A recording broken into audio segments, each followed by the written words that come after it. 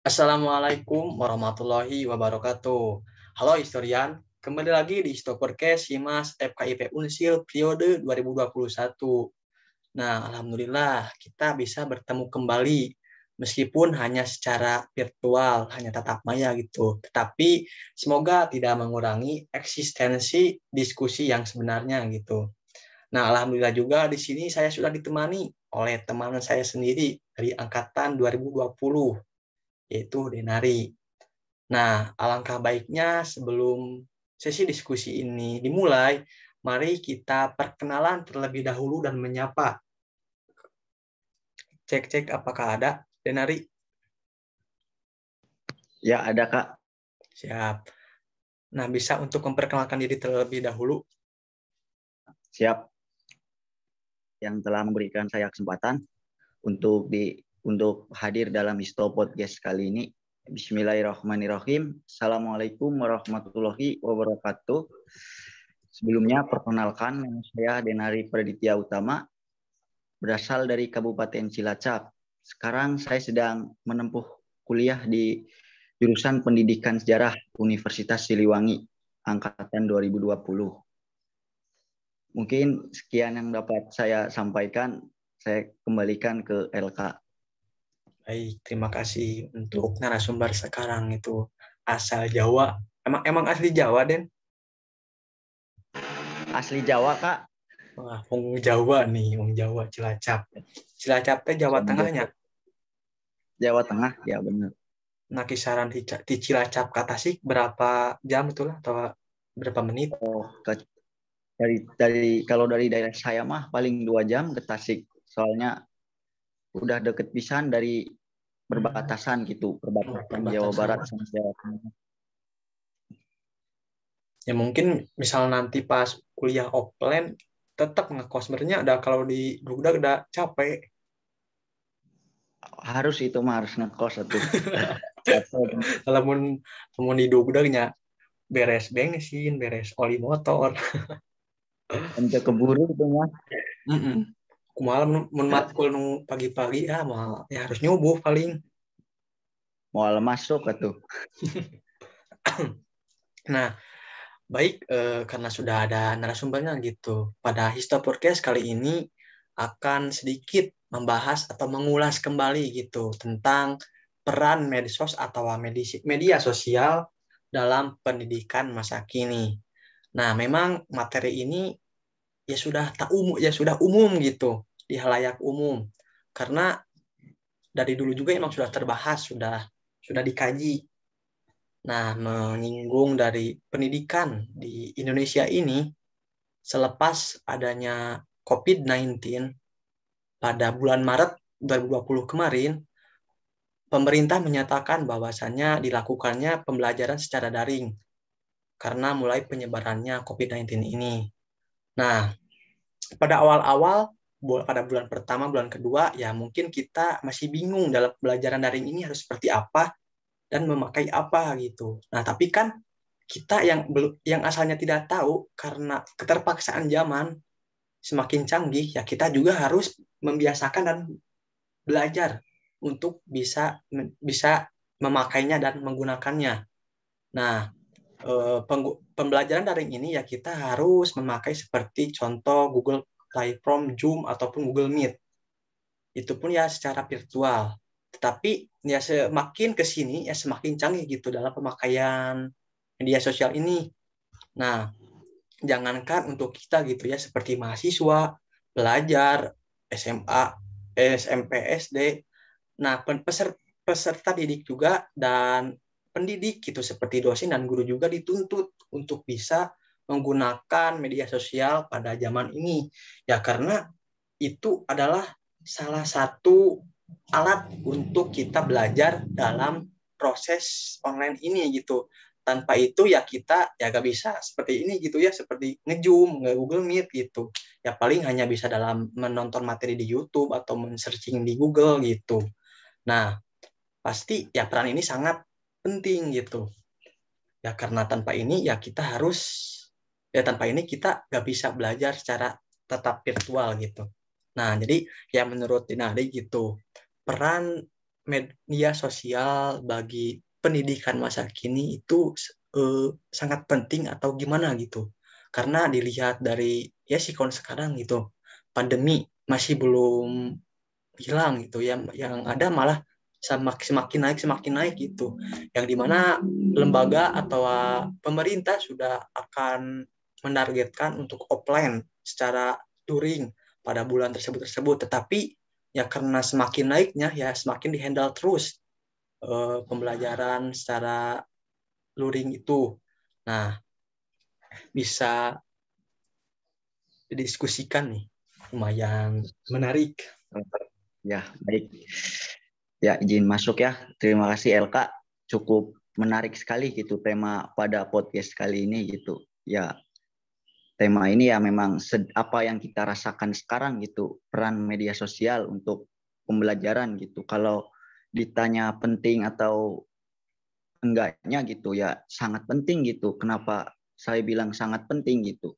Ya, karena kita tuh sekarang setelah pemerintah gitu memberikan kebijakan untuk pembelajaran jarak jauh, ya gimana lagi gitu, kita harus memanfaatkan teknologi yaitu berupa media sosial, dan kita juga dituntut untuk bisa apa namanya bisa menggunakan gitu, bisa mengikuti terus perkembangan zaman ini ya, meskipun masih ada yang belum bisa mengikutilah, entah itu dari guru, siswa ataupun dosen bahkan mahasiswa gitu, masih banyak yang terkendala gitu.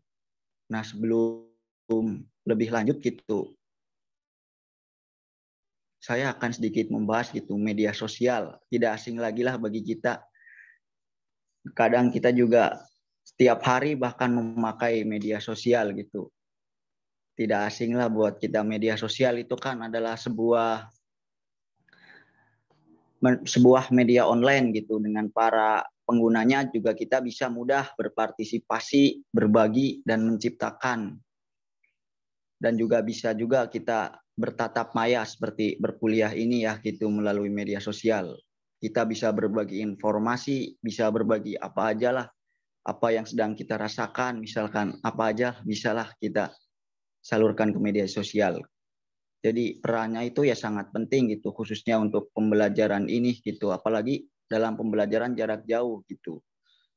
Namun memang masih ada beberapa masalah sih gitu, seperti belum bisa menyesuaikan gitu antara siswa, mahasiswa, dosen ataupun guru itu sendiri. Kadang kan ada seorang guru atau dosen yang memang belum bisa mengikuti perkembangan zaman gitu, seperti kurang bisa dalam menggunakan media sosial gitu kan, jadi berdampak juga bagi pembelajaran. Jadi siswanya kurang mendapatkan pembelajaran dengan baik gitu, kurang menerimalah gitu. Dan juga selain itu juga ada beberapa masalah lagi seperti masalah jaringan gitu kan. Kita juga pasti merasakan kan masalah jaringan gitu dalam berkuliah gitu. Nah, itu mungkin adalah masalah yang paling pokok gitu, yang paling sering terjadi gitu di saat kita sedang berkuliah online seperti ini ya, karena kita kan berada di tempatnya masing-masing. Nah, kita nggak tahu gitu. Ada yang di pelosok, ada yang di kota, ada yang di mana, kita kan nggak tahu, di pegunungan gitu. Nah, jikalau jaringan gitu, apa namanya, ada masalah jaringan, nah itu bisa mengganggu sekali gitu untuk pembelajaran secara online ini ya gitu. Jadi intinya mah kayak gitulah, maksudnya sangat penting sekali gitu, khususnya di apa namanya di masa pandemi saat ini ya, dengan diterapkannya pembelajaran jarak jauh, semuanya menggunakan handphone ya. Paling itu sih Kak, sedikit dari saya. Baik, terima kasih gitu ya, memang benar gitu ya. Baik dalam suatu hal juga di sisi lain ada emang positifnya, ada negatifnya gitu. Ada untungnya, ada ruginya gitu belajar secara daring ini. Ya mungkin banyak kendalanya gitu ya. Pasti ya maupun dari dosen, mau mahasiswa, siswa, guru, ya pasti semuanya memiliki kendala gitu. Tadi yang sudah disebutkan oleh Denari, ya mungkin kendala jaringan gitu. Karena harus ada kuota, pasti itu semua itu adalah suatu kendala yang memang kita sudah tak bisa dihandle gitu ya, emang itu gak tahu gitu untuk sinyal.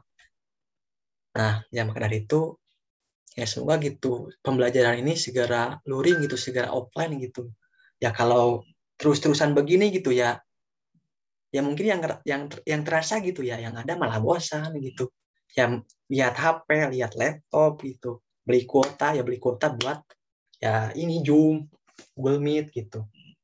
Nah di sisi lain itu positif negatifnya dari medsos untuk pendidikan ini ya pasti banyak gitu ya. Ya untuk positifnya salah satunya seperti kita dapat mengakses atau mencari materi yang emang kita inginkan gitu ya. Ya kita tak perlu jauh-jauh untuk seperti materi sejarah gitu. Ya kita ingin mencari tentang sejarah Candi Borobudur.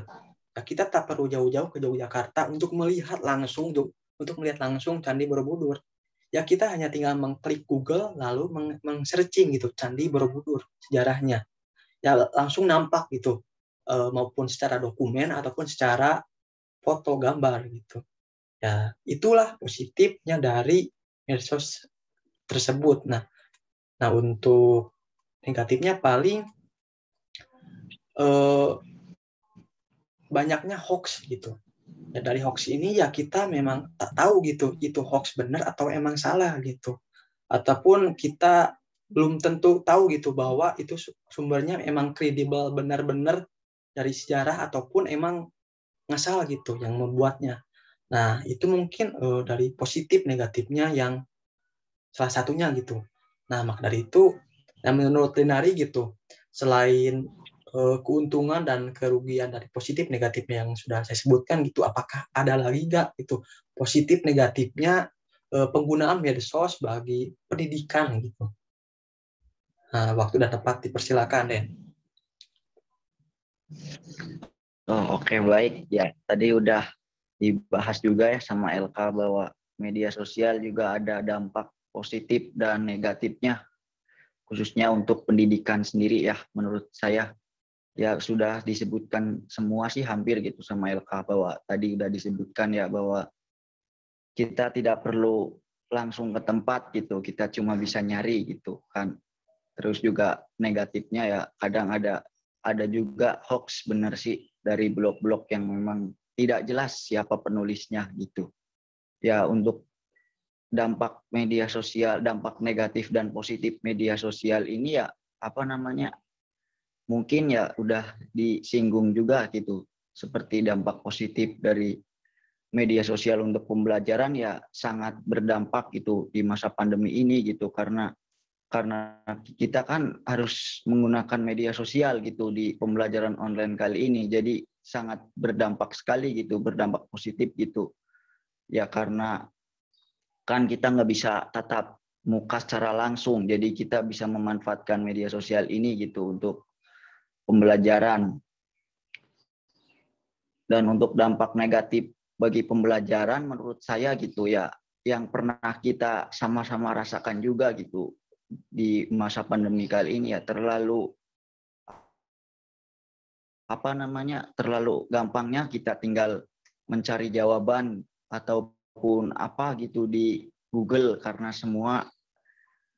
hampir semua ada gitu di situ, tinggal kita mencari apa muncullah gitu. Nah itu menurut saya tidak maksimal gitu kita dalam belajar gitu. Misalkan seperti dalam ulangan kan kita tinggal mencari jawaban gitu di Google, meskipun sudah boleh copy paste, namun ya tetap aja gitu kita akan mencari sumber-sumbernya gitu. Berbeda dengan dulu gitu, waktu kita masih zaman tatap muka secara langsung kan kita kadang diawasin gitu kalau sedang melaksanakan ujian gitu kan, diawasin, jadi tidak boleh menyontek gitu. Jadi itu adalah hasil kita sendiri, hasil pikir sendiri, malah membuat kita jadi belajar gitu sebelum ujian kalau dulu masih tatap maya. Nah sekarang zaman digital seperti ini ya mungkin ada yang sedikit santai lah gitu, besok ada ulangan ya santai aja gitu karena nggak diawasin, mungkin itu alasannya gitu. Mungkin kayak gitu sih ya. Jadi kita bisa dampak negatifnya ya seperti itu gitu. Menurut saya tidak maksimal gitu karena kita kita nggak enak gitu tinggal mengakses jawaban gitu. Seperti pada masa sekolah kan juga gampang gitu mencari apa aja di media sosial, kita juga udah tahu gitu. Kalau misalkan dulu waktu SMA misalkan ada ulangan atau ujian, kita kan diawasin, jadi kita tidak bisa mencontek gitu hasil kita sendiri itu. Ya meskipun ada sedikit sama temen gitu ngobrol. Jadi kurang apa namanya, ya kayak gitu dampak negatifnya paling kita kurang maksimal lah gitu. Kadang kan kita santai gitu, jadi kita nggak diawasin ini gitu ujiannya ulangannya gitu. Tenang aja gitu, kita bisa mencari jawaban nanti gitu sambil tiduran, sambil santai gitu kan. Paling gitu sih Kak. Nah, baik, memang benar gitu ya. Ya itu. Eh, yang apa ya, meskipun banyak positifnya juga ya, banyak juga gitu dampak negatifnya gitu. Ya selain itu juga ada dampak negatifnya seperti ya untuk siswa SD gitu. Ya mereka gitu baru berapa tahun, 10 tahun, 11 tahun gitu ya harus dianjurkan udah bisa memakai medsos gitu untuk pembelajaran daring gitu. Ya meskipun orang tua yang memberi arahan itu, tapi kan tetap gitu si anak ya lebih tahu gitu tentang permedsosan gitu, terlebih khusus pada game gitulah, yang dimana untuk belajarnya hanya beberapa jam gitu atau beberapa menit gitu, cuma setengah jam, tapi yang lama tuh hanya main gamenya gitu hampir berjam-jam gitu.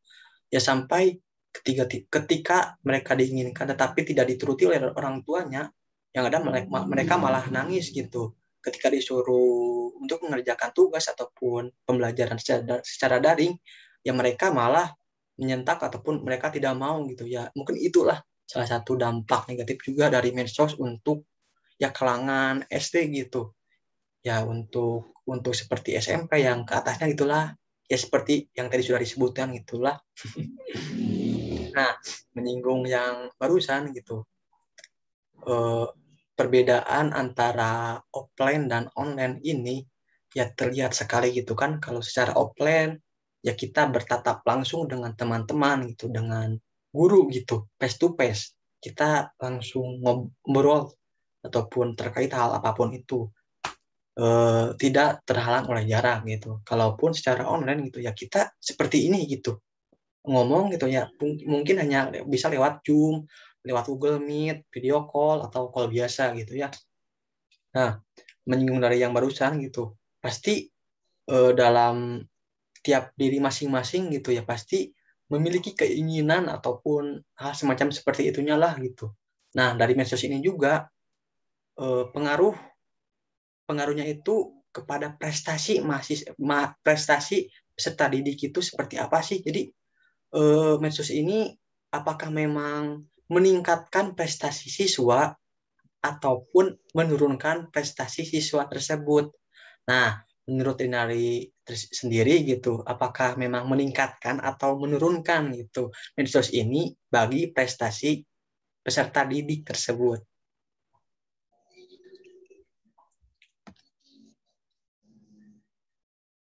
Ya baik, terima kasih ALK. Cukup menarik sekali ya pertanyaannya gitu.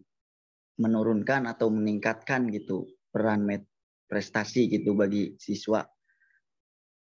Dan untuk masalah pertanyaan itu ya menurut saya gitu, menurut pendapat saya sendiri ya itu kembali lagi ke diri kita masing-masing menurut saya mah. Jadi jikalau kita menggunakan medsos untuk kegiatan-kegiatan yang positif gitu seperti mengikuti webinar, workshop online gitu ataupun lomba-lomba esai online atau lomba-lomba yang lainnya gitu seperti lomba apa aja lah, lomba puisi online gitu kan sekarang banyak gitu, lomba nyanyi gitu.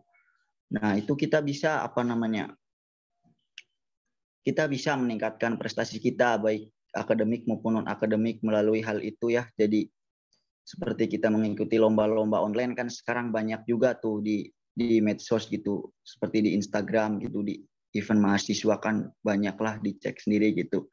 Seperti lomba seni sastra, lomba apa aja lah ada di situ. Nah, kalau kita apa namanya? Jadi zaman digital digital seperti ini bukan menjadi penghalang kita gitu untuk tidak berprestasi gitu, untuk tidak mendapatkan wawasan tambahan gitu. Nah, jadi kita bisa mengikuti kegiatan-kegiatan yang berpositif seperti itu ya. Dan untuk tidak dampak negatifnya mungkin ya kayak itu kadang kita tadi kan saya menyinggung gitu bahwa kembali ke diri masing-masing gitu. Nah, jikalau kita emang niatnya menggunakan media sosial itu dengan hal-hal positif, hal-hal yang menuju ke kebaikan ya seperti itu, maksudnya bisa mengikuti kegiatan-kegiatan yang bermanfaat meskipun di zaman online seperti ini. Dan untuk jika kita menggunakan untuk hal-hal negatif seperti tidak perlu banyak saya sebutkan lah, kita sudah tahu sendiri gitu. Nah, seperti contohnya kita bermain game terus-terusan gitu kan, jadi belajar kita kurang. Jadi kita menghabiskan waktu malam, siang, pagi gitu untuk bermain game gitu. Sedangkan pembelajaran online kita abaikan kayak gitu. Nah, kalau kayak gitu ya kita cuma mendapatkan kesenangan semata gitu. Jadi tidak bisa mendapatkan prestasi gitu. Kecuali kalau kita memang ingin gitu untuk mengisi waktu luang kita yang dituntut untuk di rumah untuk mengikuti kegiatan seperti workshop, webinar atau hal-hal yang lainnya ya yang bermanfaat buat kita, atau lomba-lomba online gitu kan banyak gitu sekarang. Jadi menurut saya pertanyaan itu kembali ke pendapat saya gitu, kembali ke diri kita masing-masing gitu, bagaimana kita menggunakan. Tapi jikalau kita ya bukan maksud bermain game itu nggak baik ya, jadi mungkin kita bisa membagi waktu aja gitu, jangan sepenuhnya waktu kita untuk bermain game misalkan kayak gitu, kan tidak baik gitu. Boleh sih main game tapi kalau ada waktu luang aja gitu, tidak semalaman kita bermain game gitu kan, udah bukan waktunya lagi gitu. Sekarang waktunya kita untuk ya menatap masa depan yang baik lah gitu sih, paling menurut pendapat saya sih gitu Kak. Ya, menurut saya sendiri juga memang benar gitu apa yang dikatakan barusan oleh Denari gitu ya. Balik lagi ke diri sendiri masing-masing gitu ya. Karena yang menentukan bukan orang tua ataupun teman, tapi ya diri sendiri juga gitu. Meskipun oleh orang tua, oleh teman, oleh guru, kita dipaksakan untuk belajar itu ini. Kalau dari diri sendirinya tidak ada keinginan ya tidak akan maju, tidak akan ada ya prestasi gitu. Ya apa namanya teh? Ya seperti menyinggung hal barusan main game gitu. Ya main game memang tidak diharamkan gitu. Tetapi ya kita asal bisa mengatur atau membagi waktu gitu ya. Main game kita ya harus gitu, maksud harus ya untuk relasi gitu, untuk hiburan gitu. Kalau kita ya terus belajar, terus menonton YouTube untuk materi gitu ya, kita akan pusing gitu, tidak ada hiburan. Tapi ya kalau kita diselang-seling gitu, main game lalu belajar lanjut, ya kita apa namanya tadi sebagai motivasi gitu ke depannya mah gitulah. Emang benar juga gitu yang tadi dikatakan, balik lagi ke diri masing-masing gitu. Ya karena contohnya seperti masuk webinar, seminar, workshop media pembelajaran gitu, ikut lomba seperti lomba banyak lah untuk zaman online sekarang gitu, seperti menulis esai, membuat video pembelajaran gitu. Nah mungkin apalagi ya terasa gitu ya waktu sudah gitu melewati itu, baru juga tadi kita mulai gitu. Nah sebelum ditutup gitu, nah apakah dari narasumber sekarang apakah ada masukan atau pesan gitu yang ingin disampaikan kepada Histo Podcast Himas? Oh, kalau dari saya mah ya nggak banyak lah, maksudnya luar biasa gitu periode sekarang Istopod guestnya tampil muka gitu, jadi kita berbincang-bincang ya meskipun tidak secara langsung gitu, kita bisa membahas gitu. Dan mungkin pesan untuk saya gitu, kita kan memang berada di jurusan mahasiswa pendidikan sejarah gitu, jangan ya tidak semuanya kita membahas kesejarahan gitu kan, kadang ada juga yang pusing gitu kan, sudah di matkul kesejarahan gitu, di ini juga sejarah-sejarah ya, emang bukan maksud gimana-gimana gitu. Jadi biar kita tidak bosan aja gitu, kadang selang-seling aja kita misalkan kadang membahas sejarah ya emang harus gitu kan, kita sebagai mahasiswa pendidikan sejarah gitu. Nah, kadang juga membahas tren-tren yang sedang trending gitu, bisa Kak gitu. Pesan saya sih gitu. Untuk stop podcast selanjutnya gitu. Baik ya, terima kasih kepada Denari gitu sebagai narasumber sekarang yang sudah memberikan masukan dan pesannya gitu. Terima kasih banyak. Nah, yang maksudnya terima kasih juga sudah menyempatkan waktunya untuk mengikuti diskusi di Insta Podcast Himas FKIP Unsil gitu ya. Mungkin banyak sekali kekurangan dan kesalahan gitu ya. Mohon maaf. Ya mungkin sekian dari saya sebagai moderator dan Denari sebagai narasumber. Wassalamualaikum warahmatullahi wabarakatuh. Historian, satukan TK dalam satu suara, satukan BT dalam satu warna, Vivala Historian. Historia Jaya. Saya